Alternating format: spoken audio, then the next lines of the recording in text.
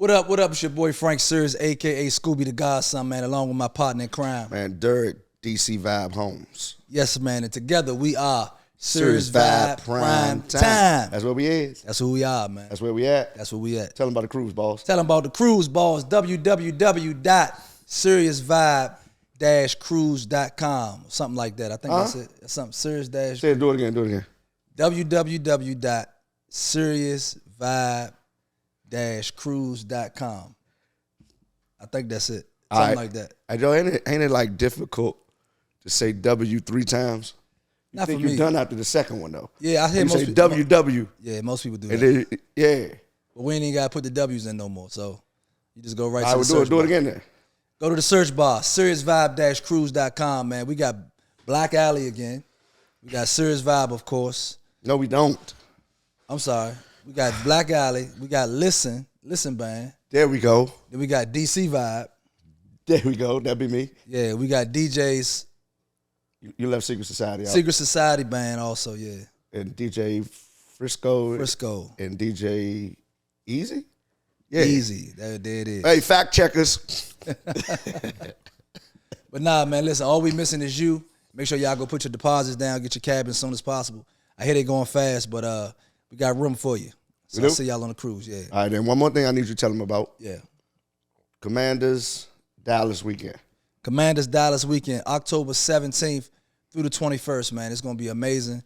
If y'all not down in Dallas to see the Commanders see the Commanders play the Cowboys. We got a Cowboy in the building. Whack boys. Yeah, if you ain't there to see us play the Cowboys, man, you're going to be missing out on something good. We got Sirius Vibe. We got Junkyard, Backyard, Major League. So we bringing the go-go to Dallas, man. So make sure y'all go find your tickets. You know what? And we gotta start really remembering who the DJs are. Yeah. But they gotta remember to play our records. No, they've been doing good. So when y'all start playing our records, we're gonna remember that y'all on the show. Shout out to the DJs that's been playing the records, man. Yeah. Rico and a few others. Frisco. They've been playing Party. Yeah. They've been playing my new record, Rhythm Like This. So we appreciate y'all, man. Man, shout out to your new record. Thank you, bro. I appreciate that, man. Been working hard, you know? Yeah, man. Speaking of working hard, tell them who our guest is today. Man, listen, man. This guy is like a big brother to me, and I'm real serious about this. And we're not the same complexion. Might not be the same race. But this my brother. Man, welcome to the couch. My man, Curtis Malone. What's up, fellas? What's up, man? What's up, little bro? Hey, man, thanks for having me, y'all, man. I appreciate you. He is my little brother, and we did the dads, and it got mixed up a little bit, but it's all good. Yeah. Like long as y'all both here, that's all that matters. That's all that matters. So Curtis Malone, for people that are not familiar with you, tell us, your story, how it started, like where you come from. I know you're a basketball guy. You know what I mean? You've mentored and coached some of the best ball players we've ever seen out of this area. But tell us how you got started. Well, I playing ball when I was young, that didn't go the way as planned, Okay. So I said, well, let me give back and help kids, Okay. Made some mistakes early on in my life. I come up out Landover, out Palmer Park, Maryland. And the 80s was crazy, man. So, Okay. Play high school, play JUCO basketball. And then, again, the streets was pulling at you from all angles, Yeah. And from there, I end up just wanting to give back to kids and say, you know what, let me help some kids not make the same mistakes. Okay. So me and a couple of friends, we created a youth program, and we named the Team Assault, which we then named it DC Assault. So from there, it just took off, man, and we helped hundreds of kids throughout Washington, D.C. area, man, change their lives. Cool. So let's get back to your playing days before we get to the... Okay. I'm trying to figure out how good you were.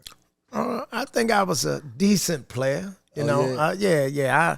I don't think for me, I didn't take the game as serious as most guys. A lot of guys, they play, ate, sleep, and, shit. If you had to reference a player from that time, who were you like? What was your game most like? I I was a little Magic Johnson because I can I play the game with the ball, pause, but I can do whatever with the basketball. A great pass. I really can pass the ball real good, and I enjoy making everybody around me better. Okay. So I was a miniature Magic. That was my idol though. Okay. So I wanted to do everything Magic did. Yeah. If I wasn't 6'9".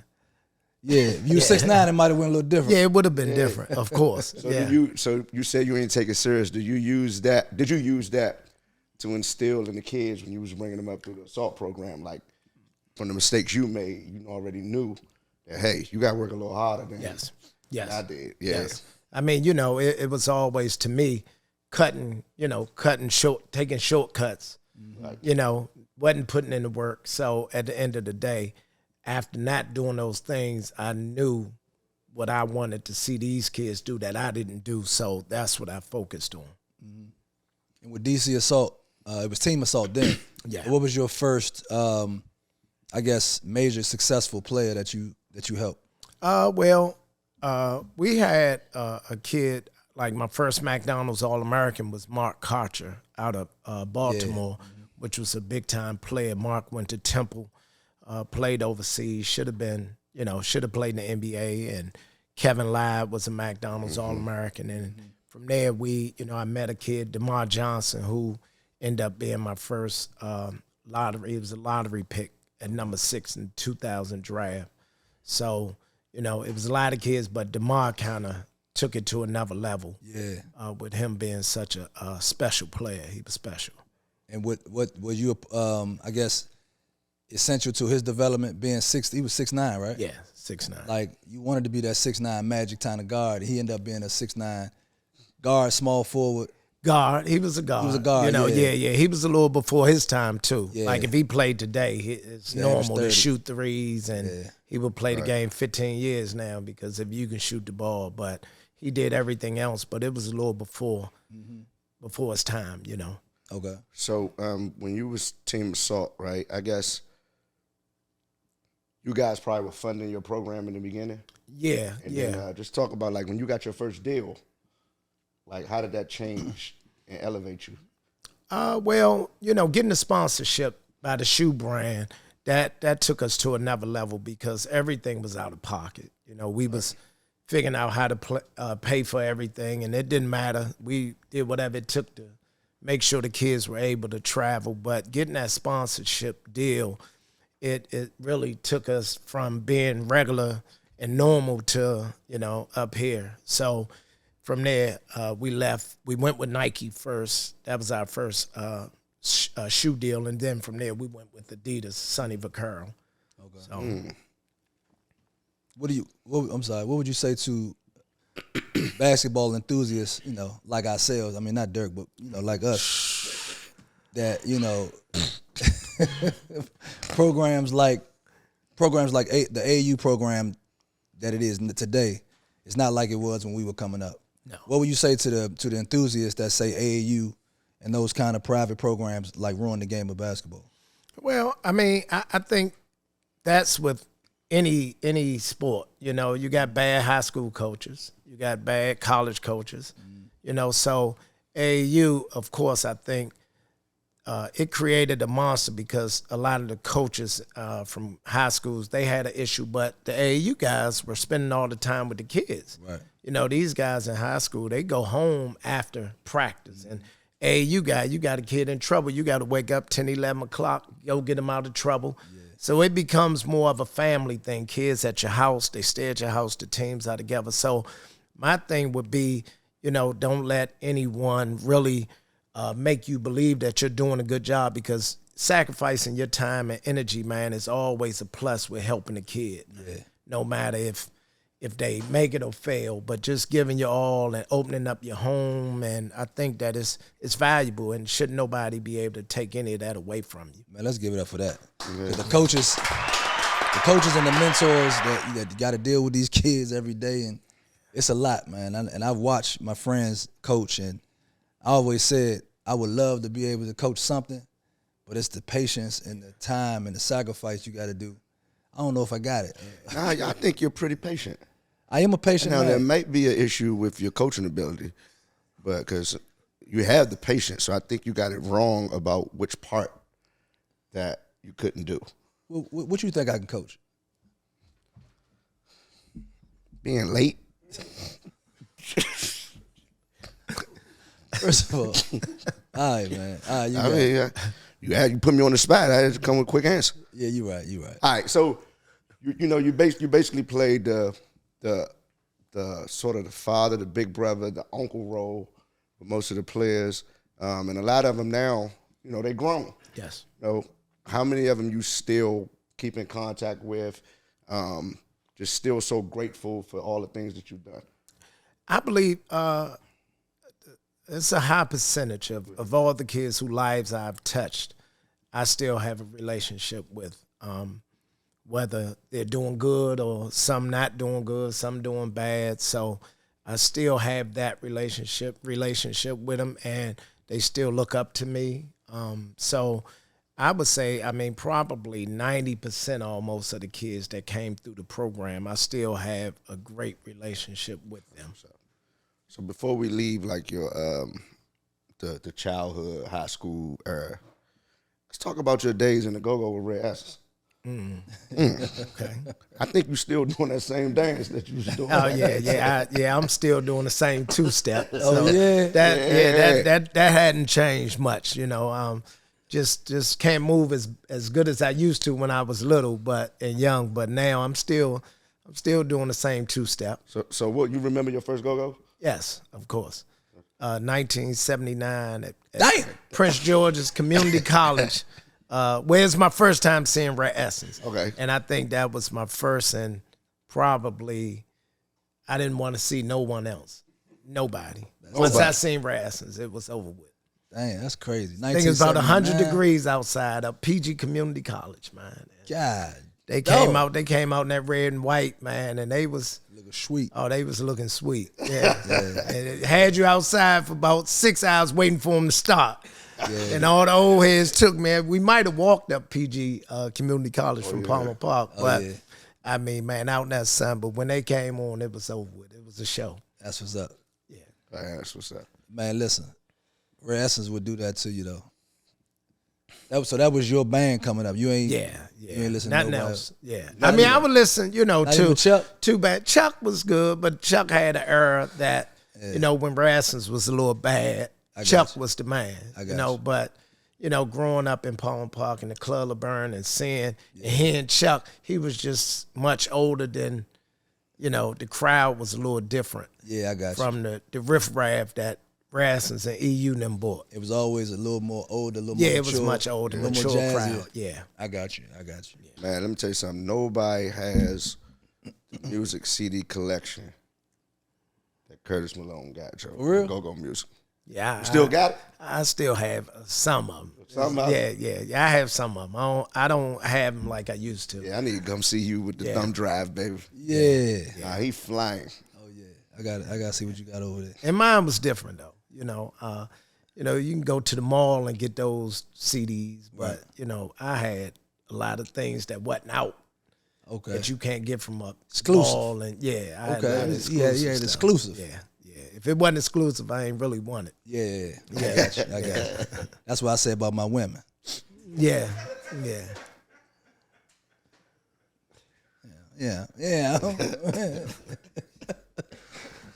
There you go.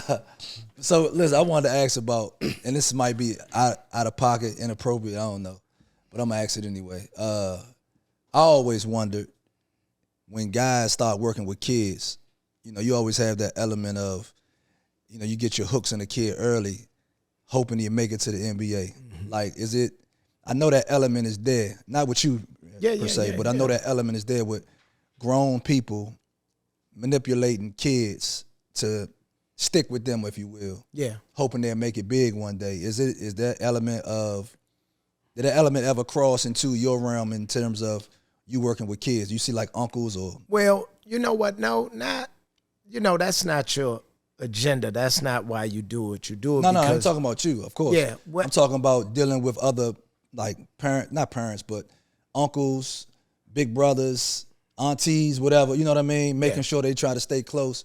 Like, how do you deal with the the influence of other adults in their lives trying to? I mean, that's a situation you really can't control. Okay. You know, it depends on where the kids come from, who the family is. You know, most households who have good parenting, you know, but when we come from the hood and you haven't seen nothing and you looking to get out and your nephew is the truth and now all these cars, I mean, you see money. Yeah. You think it's going to change you. So, and again, it's not a bad thing that a kid shouldn't be able to change his family. You know, their living arrangements if he make it. Yeah. You know, so I think that it happens, but it's also normal. You know, my thing is, but the guy with the suit on who ain't done nothing for the kid, he come later on, he reap all the benefits. All the benefits, yeah. But the uncle who had him, he wrong. Right. But the guy who ain't did nothing come in there with his folder or his briefcase and say, hey, I'm such and such. Mm-hmm. This is what I do. This is what I done. And now the family like, well, forget Uncle Kevin them. Uncle Kevin don't know nothing. We going with him over here. They see more money. They, you know, so. Yeah. Do you find yourself, or did you find yourself coaching the adults as well, like in those situations, like telling them like this is how you got to do, stay out his ear, or you know what I'm saying? Well, you it depends on how close you are to the kid, okay, right? So if a family lean on you to help them, mm-hmm. and a lot of families did lean on me to help them because they didn't know, you know. So, you know, I would try to always keep the family humble and let it happen. You know, don't count the dollars before it come. You know, and be humble. Everybody's keep your circle tight. And if something come out of it, you know, and the kid good enough to make money, I mean, you think, you know, LeBron James right now, his uncle who bought him 5 cars. I mean, LeBron can take care of anybody he want at this point. He crazy straight. You know what I'm saying? So I believe that that, you know, I try to always keep the families humble. Yeah, and to piggyback off that, I was around the program, so, and I sort of know how you felt about, you had AAU where it was the high school level, and then the youth came in, and now you got all these parents that think their 11-year-old's a pro. Man, it's crazy. It's crazy. And they started saying, this is the top 16 player in the country. In the country at 11 years old. Yeah. It's times change, man. And you can have somebody that couldn't catch at 11 that might be a McDonald's All-American when they get older. Yeah. None of that mean anything, really, not at 10, 11 years old.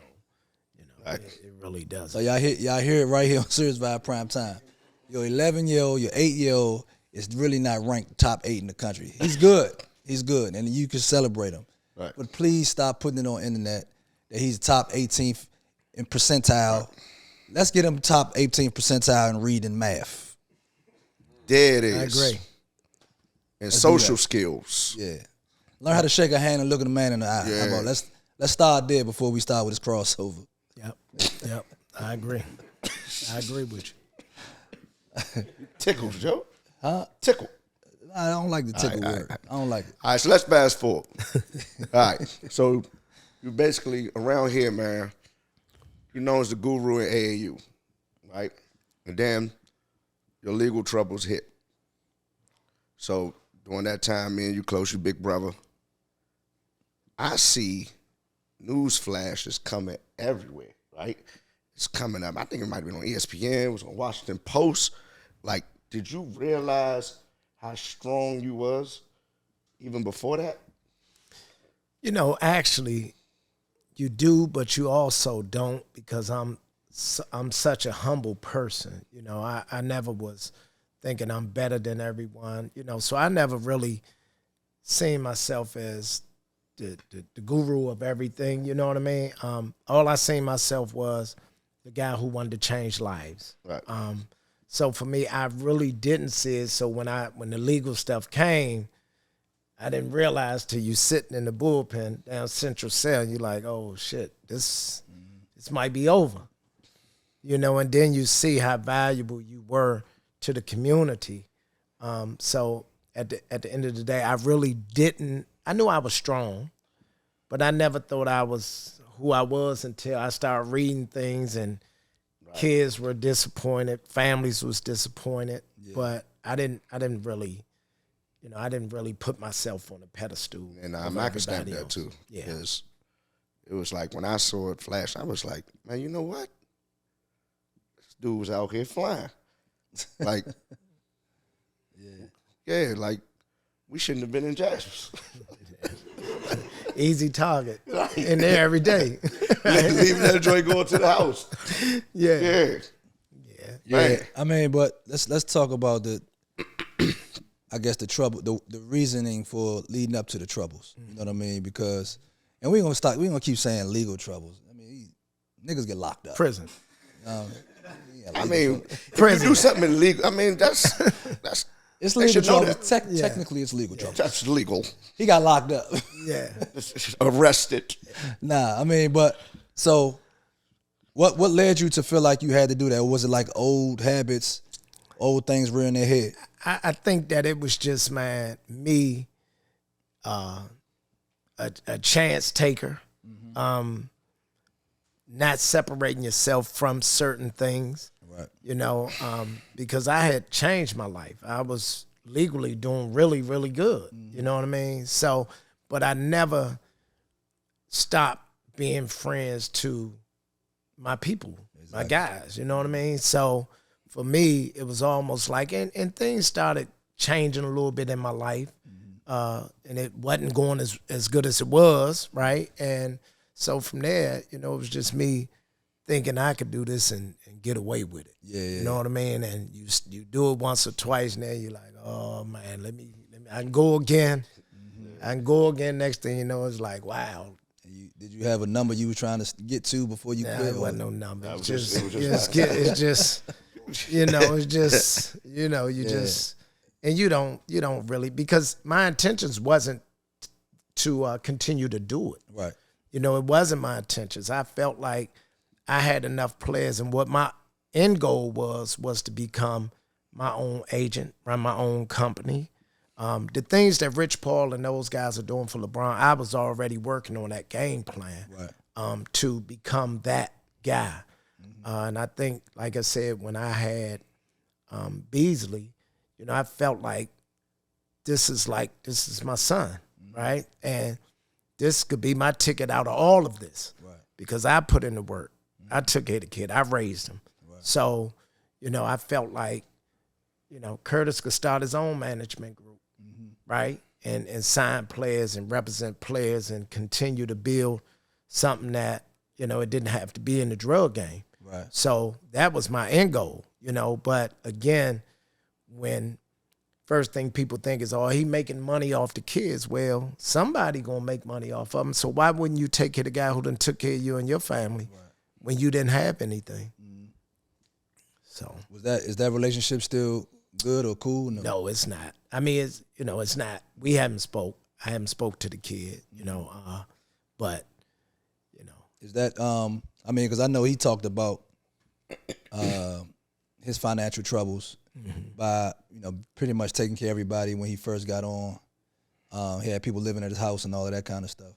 But I would always wonder, like, is it some kind of kickback or some kind of like appreciation when you get a $4 million check to say, hey, Kurt, man, I appreciate everything you've done for me. Here go 10%, here go 5%.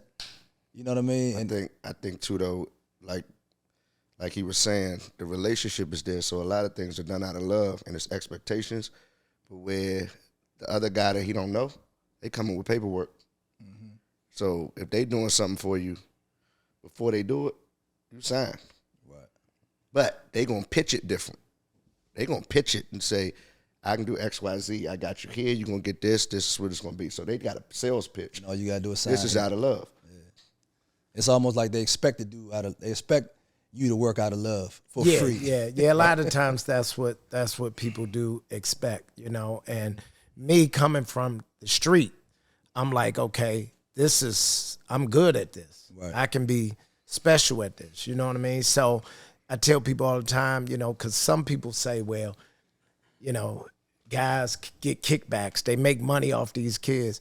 But if I done did all the work, just like Lamar Jackson, mom, why can't I do his contract? Right. You know, so. And you really have his best interest at heart. Exactly. Yeah. So now I can keep all the BS from around them. You know what I mean? So, right. But again, it's something that we all deal with, man. Is money, man. It's bad. Yeah. That's a bad. It's a bad joke, man. That money is mean, man. It's the business and separating the friendship, love from the business. Yeah. You think that's more of a black people problem? Well, I believe so. Yeah, I mean, some people say it's but I believe it's more of us. Mm-hmm. I mean, you all know how it is. You all are successful guys, and y'all run some of the best bands in our area, right? And you still had brothers hating on y'all. Yeah.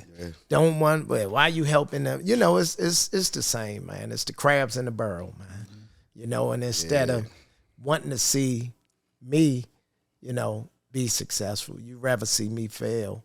And, you know, now the family, they don't want me making nothing off the kid, but you leave me in there, you go and pay whoever money to do nothing. Right. Ain't nobody dealing with you when you're going through your trials and tribulations. Now, how many people is in that kid life now that was in his life when he had all the money? I wonder how many people in his life still around, that's still around, and when it go bad. Yeah, mentorship, I think, is important up through your professional career. You know what I mean? Some of the best successful businessmen still have mentors or life coaches or therapists. You know, just somebody you can bounce ideas off and talk to. And, you know, I commend anybody that takes their time and does it pretty much for nothing, you know what I mean, or pennies, like you have, you know, pretty much your whole life. But you have become a legend at this now. So, you know, how do you monetize that that celebrity or that experience that you've had? How do you go from, you know, picking yourself up? Everybody loves a comeback story. Yeah. So how do you come back from, you know, your legal troubles? Well, I mean, for me, regardless of what I went through, I never felt that I was down, nor did I feel like it was over with for me, because I live by a certain standard. You know, I took care of people. I've always been a great person to people.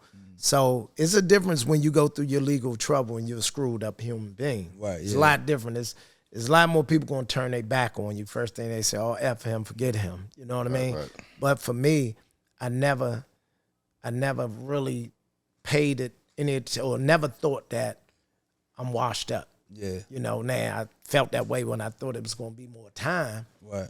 But I never felt like I wouldn't get back and the redemption story wouldn't be back. I never thought that.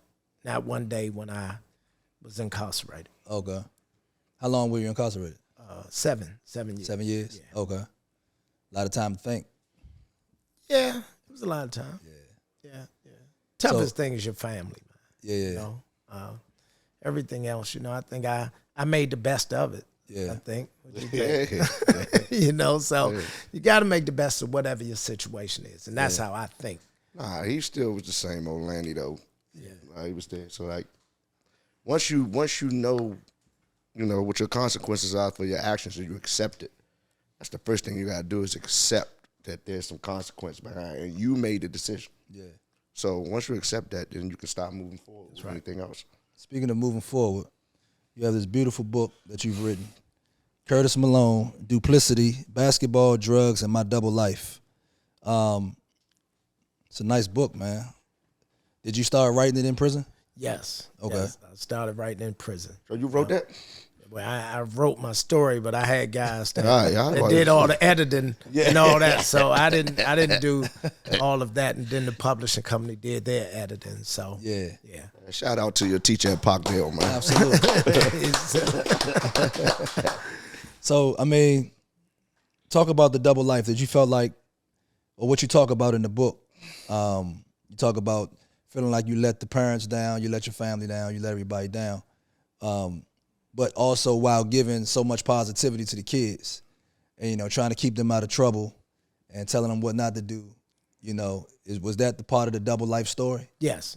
I mean, one of the craziest stories when I'm over DC jail, and I go out. I'm going down to the law library, and I see a kid saying, "Coach." I'm like, he said, "Man, Coach, what you doing over here at the jail?" One of my former players. And I'm over here at the jail with my players. I said, Lord have mercy. I done preached to these jokers 30 years about don't do wrong and stop what you're doing. And here I am over here eating on the tray with them at lunch. But it was hard just to let down, man. And what I had to just realize that the disappointment, and I felt like I had a really good life even before I went back to that. You know what I mean? Like I said, a couple of hiccups and roadblocks, that stopped me from going to another level on the legal side. Right. It was just hard to be able to keep, stay focused and make sure the kids, it was trouble, man. Like looking like, damn, I disappoint all these kids. Yeah. These parents. But my own kids, my own mom and father, my own mom and dad, you know what I mean? I was married at the time. The disappointment, man, it was hard, man. But I'm just thinking, like, how can I make this right? Yeah. So that was a part of me being there, like, let me write my story. Yeah. First thing I'm going to do, let me write my story because it still need to be told, but also I need kids and families to get something out of it because that book can touch anybody, whether white, black, because we all deal with those day-to-day situations every day, So I felt like, let me get the kids and the adults something to read that can make them understand you don't have to go back to what really led me to the same thing in 1991, doing that crack era. When I said I was done, I thought I was done. And here I am back doing the same thing when I really didn't have to. Yeah, and did you face legal troubles in 91? Yeah, something small, Upper Marlboro. Yeah. Ain't so small now, brother. Yeah, well, it wasn't. It wasn't real. Anytime your freedom is taken. Anytime your freedom is taken, it's nothing small. Yeah. So in the book, I mean, is it a positive, like, ending or a feel-good story at the end, or it's just basically me telling my story, taking accountability, and letting everybody know that, you can bounce back? Yeah, I mean, first of all, I had to take accountability, and that's the hardest part for a lot of people. Right. A lot of people, we at our age still don't take accountability for nothing, So for me, that was the biggest thing in understanding that, you're never untouchable. It can all crumble back down. Yeah. As high as you go, you can fall off the cliff and be back down to earth. You know what I mean? So for me, I wanted to just make sure people understood that you can do anything you want to do and you can be successful. But, you don't have to be greedy.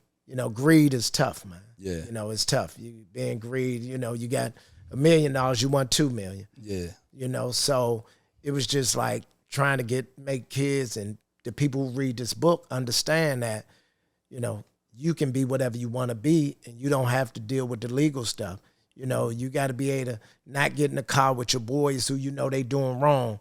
You don't need to jump in the car with your buddy who got the gun on him, just because he got the gun. You got to be able to say, nah, bro, I'm not getting in there. Yeah. You know what I mean? So just being in leadership, you know what I mean? And that's what I consider myself. But just letting guys know you can be a leader and stay a leader and not let nothing, and stay out here. Change your mind and your thought process. Yeah. I guess I don't know how to word this, but are you in the gym now? Are you still working? Well, I'm now back involved in the youth. Okay. So we are, I've helped a couple of programs with the Washington Warriors. I was just with them in an Adidas-sponsored team. So, so I could tell you guys. So I am bringing DC Assault back. Yes, sir. Let's give it up for that, man. That DC Assault is back. That's That what's will up. be within the next month. So we'll be back at it. Okay, that's good to hear, man. Oh yeah. It was hard, man, sitting on the couch watching, man. Yeah. Everybody I get calls, when are you gonna come back and we need you? And I'm like, I don't want to do that. But you know, I think it's my calling too. We're helping the kids and Man, that's helping what's up. youth, man. That's what's up. Well, tell everybody where they can get your book, man.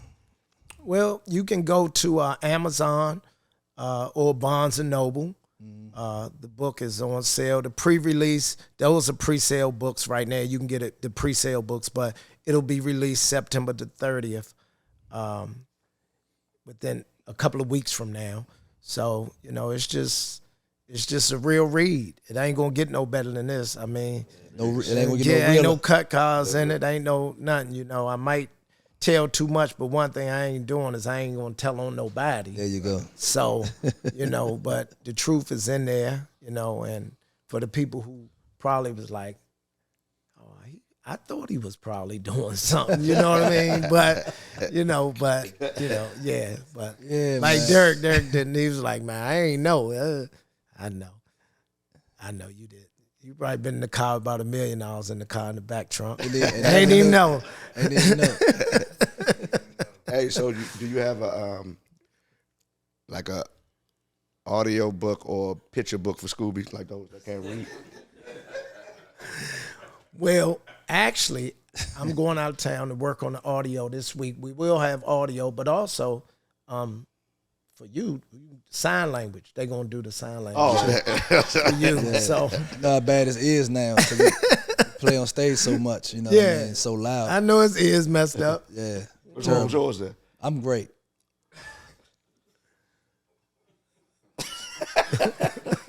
I'm awesome.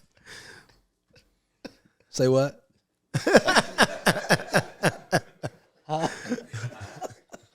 Hey man, so tell the people too, man, because you got a nickname. Lanny? Yeah, AKA Lanny. Lanny? Where that name come from? Well, back in 1987, Damn. 87, I had a car called the Milano. It was an Alfa Romeo. Only a few in the city. 87, I had one of those. A couple of people couldn't pronounce it, right?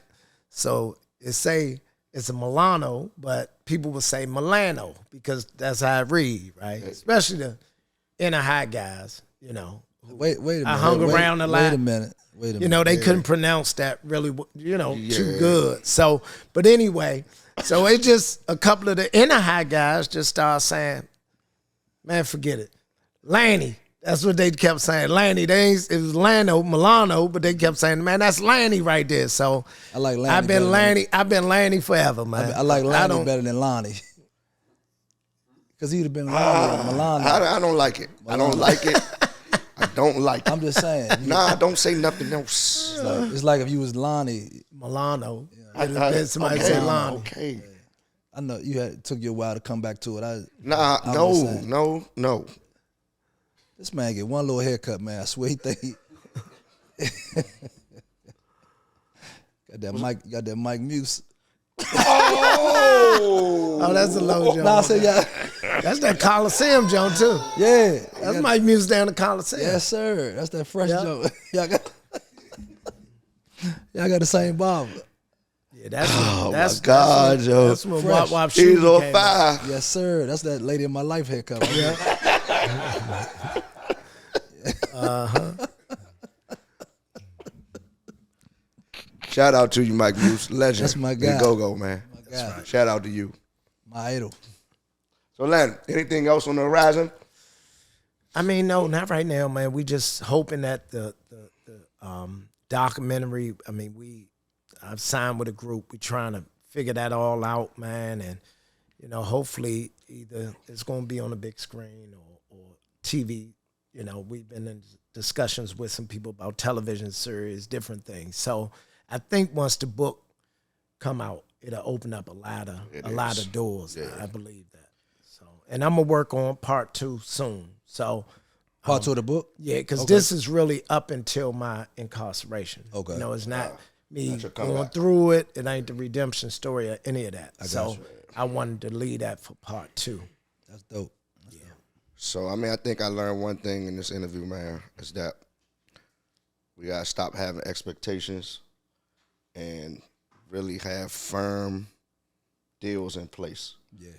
That being said, I'm gonna put paperwork on you because You know, when you put paperwork on somebody, they got to be willing to sign it. You can't just put papers on me like you Denzel in Training Day. we'll talk about this off camera, bro. You're getting all upset on camera, man. They gonna take our upset. ratings down. I ain't upset. You see, my heart ain't beating. I can't see it through that. Go ahead and say something. SiriusVybe Cruise, y'all. But yeah. But man, listen, Curtis Malone, y'all make sure y'all go get the book, man. My man Lanny, not Lonnie, for the Milano. Duplicity, Curtis Malone, Basketball, Drugs, and My Double Life. Available at Barnes & Noble and all your Amazon, Twitter finger people. Y'all can go get it, man. I appreciate you, Curtis, man, for coming through and sharing this with us. Yeah. And I'm going to read the book. Okay. As soon as it come out on audio. Yep. Put it on. Remember we used to listen to them tapes? Them little, Toni Morrison and all them people? Yeah, they used to size me up. I used to listen to tapes, man. I wasn't even listening to radio. I was listening to tapes to get my life together. You know what I mean? Help tapes. Maybe you can be the narrator. No, I was thinking that you could do it. You can be the audio guy, like Morgan Freeman. Why? I said it first. All right. Morgan Freeman. Yeah. I'm going to do part 2. Y'all about the same age. Y'all crazy. Nah, he always getting on my case, man. It's all good, man. But definitely, man, listen. Go get the book. Go get the book. Go get the book. Curtis Malone, Duplicity. Me and Dirk gonna write a book. It's gonna be 1 chapter. 2 pages. 2 pages. Man, listen, man. Go ahead. Wrap this Shout up, out to you, Curtis, man. Appreciate y'all, man. Redemption, Appreciate man. Listen, brothers, y'all man. gotta go get the book. Yeah. And this is a guide and a rule to life of how you can take accountability for your actions And bounce and back. still bounce back. And everything gonna be all right. Got it? Yes, sir. Yeah. Curtis Malone. I'm your boy Frank Sears, a.k.a. Scooby the Godson. And this is my guy, Derek from DC Vibe. And together we are SiriusVybe Prime Time. See y'all next time right here, y'all. Peace. Peace. Peace, y'all. Everybody with your body, everybody.